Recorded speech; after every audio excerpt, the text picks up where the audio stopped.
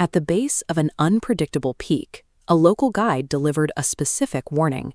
Conditions were shifting rapidly, and the safe window was closing fast. The climber thanked the guide for the information, then made the deliberate choice to pack his gear and begin the ascent. This raises a question of why a highly experienced mountaineer would actively disregard explicit, life-saving data from a local authority. The answer lies in his track record. Walking past that a deadly cognitive blind spot. Over 8 years, this climber had built an undefeated resume.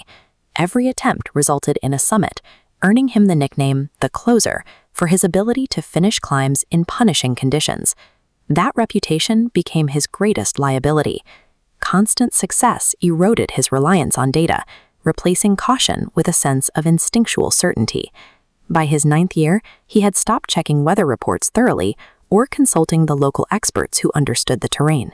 This chart illustrates success-induced complacency. As the success streak climbs, the perception of risk drops inversely. A long history of victories tricks the brain into underestimating present danger.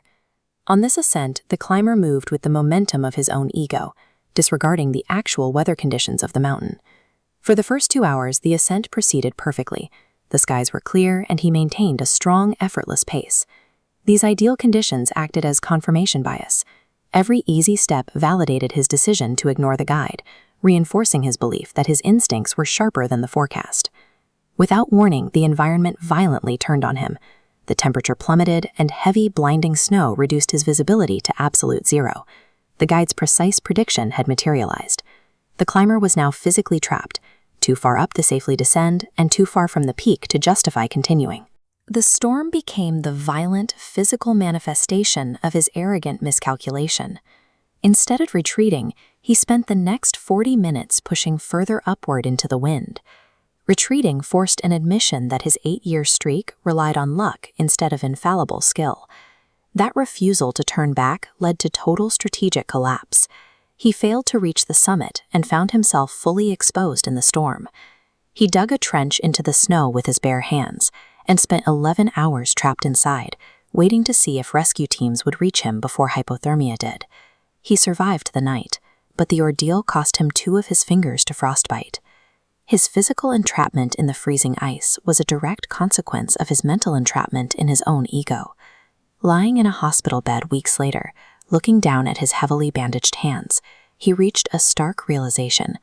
He had actively dismissed empirical, accurate data from a verified expert with more relevant experience than himself. This forced him to dismantle the closer persona. He finally acknowledged that his judgment was flawed, and his past success was no substitute for caution. Surviving extreme environments requires the death of the ego that put you there in the first place. His return to climbing featured an entirely rewritten operating system that prioritized rigid, life-saving safety systems over sheer willpower. The primary mechanism is a binding 2-person veto. If a local guide or a teammate calls to turn back, the climb ends immediately, with no negotiation. He also uses fixed turnaround times to eliminate the temptation to push further when the summit is near. This chart compares his records. His past features high summits paired with near-fatal incidents. His current record shows fewer total summits, but 0 near deaths.